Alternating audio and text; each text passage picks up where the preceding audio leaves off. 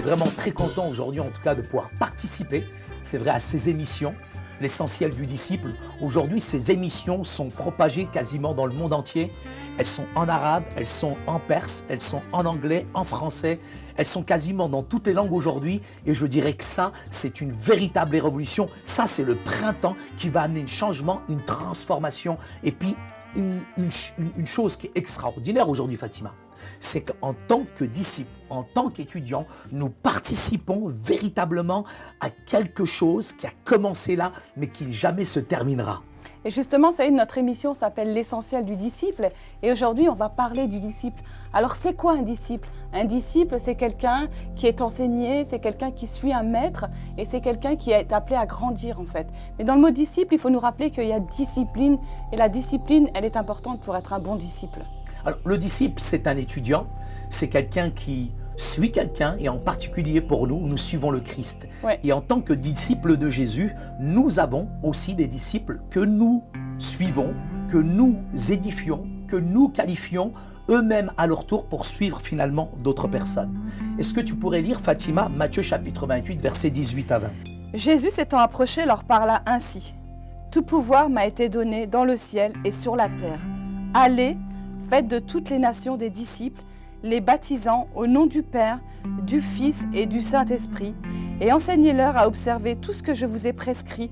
Et voici, je suis avec vous tous les jours jusqu'à la fin du monde. » Et il va déclarer aussi, « Toute autorité sur la terre et dans le ciel m'a été donnée. » Mais tu sais, Saïd, ce qui est important de se rappeler, c'est que ça, c'est le dernier commandement que Jésus nous a donné avant de partir. C'est pas n'importe quoi quand même. Jésus s'en va et il nous dit « Allez, faites de toutes les nations des disciples. » Et ça devrait en fait motiver notre vie. Tu vois, on voit là, à travers ce texte, je dirais, toute l'autorité. Bien que Jésus s'est exprimé en parlant du passé, du présent et de l'avenir, il y a 2000 ans, Dieu a institué, je dirais, la plus belle des choses, le plus beau des commandements. Deuxièmement, je dirais, faire des disciples, Fatima, c'est pas quelque chose d'optionnel. Jésus nous dit, allez et faites de toutes les nations des disciples. Troisièmement, le fait qu'il nous dit d'aller dans le monde entier, il nous fixe aussi un territoire. Quatrièmement, je dirais, c'est une tâche très importante, c'est l'évangélisation et en même temps le discipulat. Et cinquièmement, les disciples, Jésus leur accorde, leur donne, leur octroie, je dirais, une promesse, c'est qu'il leur dit, je suis avec vous jusqu'à la fin du monde. C'est Christ, Fatima, qui prie pour nous. C'est Christ qui est, je dirais, on fait partie de cette propriété personnelle. Nous appartenons à Jésus et de la même manière, nous-mêmes, nous sommes aussi, je dirais, détenteurs, je dirais, de cette promesse-là pour pouvoir la transmettre aux autres. C'est incroyable parce que Jésus va dire, allez, faites de toutes les nations des disciples. Et nous, qu'est-ce qu'on retient aujourd'hui? C'est venez dans nos églises, écoutez mon pasteur. Alors que Jésus va leur dire, allez, bougez-vous, déplacez-vous, allez dans différents endroits pour annoncer la bonne nouvelle de Christ. Amen. Et Wow. ça, on devrait vraiment se le rappeler, Saïd. Parce que finalement, c'est tellement facile de dire aux gens, venez écoutez mon pasteur, venez chez moi, venez dans mon groupe, et on ne se bouge plus. Nanana, nanana, que Dieu vous bénisse, vous êtes gentils, vous les petits chrétiens. Et oui, c'est Restez ça. à l'église, attention, C'est ça, on doit il y a se des bouger. renards dehors. C'est vrai, je suis absolument d'accord. Alors, On doit se bouger. Et ce que j'aime chez toi, c'est que tu vas dans des territoires où personne n'aime aller. Tu vas dans des quartiers très chauds où personne ne veut aller. Alors aujourd'hui, on a des grands évangélistes qui vont en Afrique parce que finalement, quelquefois, c'est facile, les gens sont préparés, mais ils ont des Africains dans leur quartier et ils ne vont pas les voir. Exactement. Est-ce que tu pourrais lire, Fatima, Deutéronome, chapitre 6 et verset 7? Tu les inculqueras à tes enfants et tu en parleras quand tu seras dans ta maison, quand tu iras en voyage, quand tu te coucheras et quand tu te lèveras.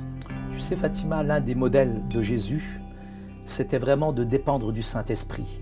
Jésus Absolument. lui-même dépendait du Saint-Esprit. Il a prié par la puissance du Saint-Esprit. Il a résisté par la puissance du Saint-Esprit. Il a œuvré par la puissance du Saint-Esprit. Il a libéré les gens par la puissance du Saint-Esprit.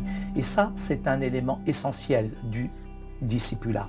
Nous faisons, nous travaillons, nous œuvrons. Tu as dit, Fatima, mais tout à l'heure, mais tu vas dans les quartiers. Oui, mais je dépends entièrement, Fatima, du Mais Saint-Esprit. absolument. Et c'est ce que j'aime chez toi, Saïd, c'est parce que toi, tu pratiques la respiration spirituelle.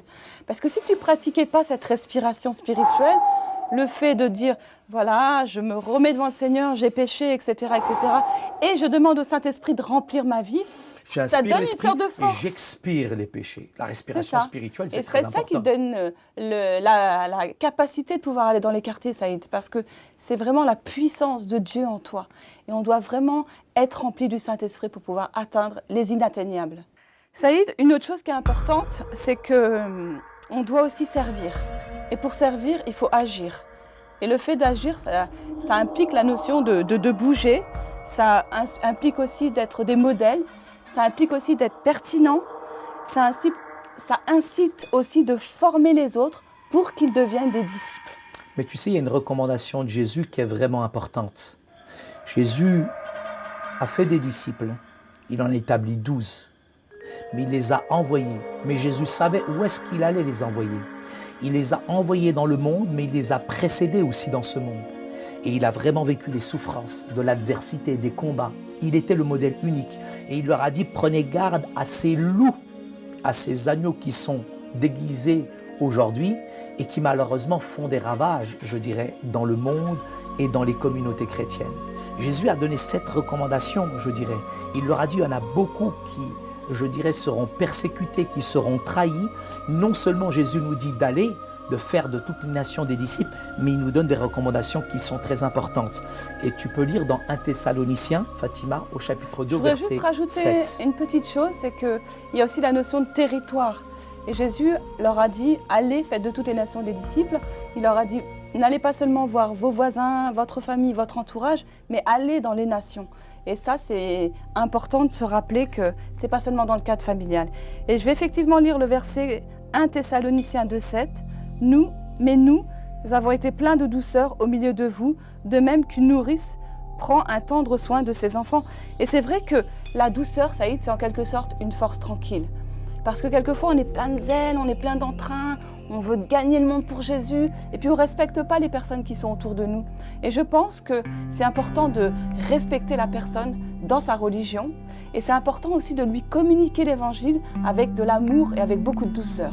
Je pense que c'est essentiel que le disciple, en tout cas, baigne dans un cadre aimant, et qui est vraiment ce témoignage d'amour et d'affection. Et ça facilite énormément, en tout cas, le discipulat. Et je pense que quand un leader lui-même est aimant, ça se ressentira, ça amènera une autre atmosphère, une autre ambiance, et ils pourront progresser et grandir beaucoup plus vite. Je crois que notre attitude, je dirais, c'est important, c'est comme dans le mariage. S'il y a cet amour, s'il y a cette atmosphère, je dirais, il y aura cette harmonie. Et au sein du discipulat, je dirais, pour ceux qui pratiquent le discipulat, c'est essentiel qu'on baigne dans ce cadre-là. Et l'amour est très important parce que c'est vraiment ce qui nous motive, ce qui nous pousse.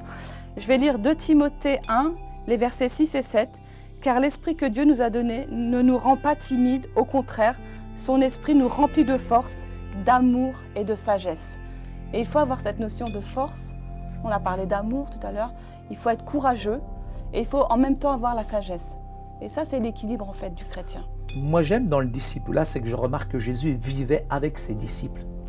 Et le fait de vivre avec ses disciples, il voyait son comportement, son attitude, et ça parlait beaucoup plus même qu'aujourd'hui, toutes les traces qu'on peut écouter à propos de Jésus. Mais l'attitude de Jésus a été vraiment forte. Et on grandit à travers des relations, et on devient adulte, et on gagne en maturité chrétienne, Fatima. Écoute Saïd, on va terminer. Je vais, si tu le permets, lire un verset dans 1 Thessaloniciens 5, 11. C'est pourquoi exhortez-vous réciproquement et édifiez-vous les uns les autres, comme en réalité vous le faites. Et il est important vraiment, Saïd, de pouvoir s'édifier aussi les uns les autres. Parce qu'un disciple tout seul, ce n'est pas un disciple qui est productif. Tout à fait. Je suis entièrement d'accord. Et en tout cas, on peut résumer en disant à nos amis auditeurs, c'est très important le discipulat, de baigner dans un cadre, en tout cas, je dirais, d'amour, mais aussi d'être rempli du Saint-Esprit, de pouvoir développer des leaders qui vont se multiplier et de jamais oublier que nous sommes investis de l'autorité, de la puissance du Saint-Esprit. Et Jésus nous a donné ce commandement. Il est avec nous jusqu'à la fin du monde. Merci. Alléluia. Alléluia. Cette voix revient tout le temps, c'est incroyable. En pleine émission, là. C'est très spirituel. Alléluia. Et si les disciples grandissent dans cette atmosphère, vraiment incroyable.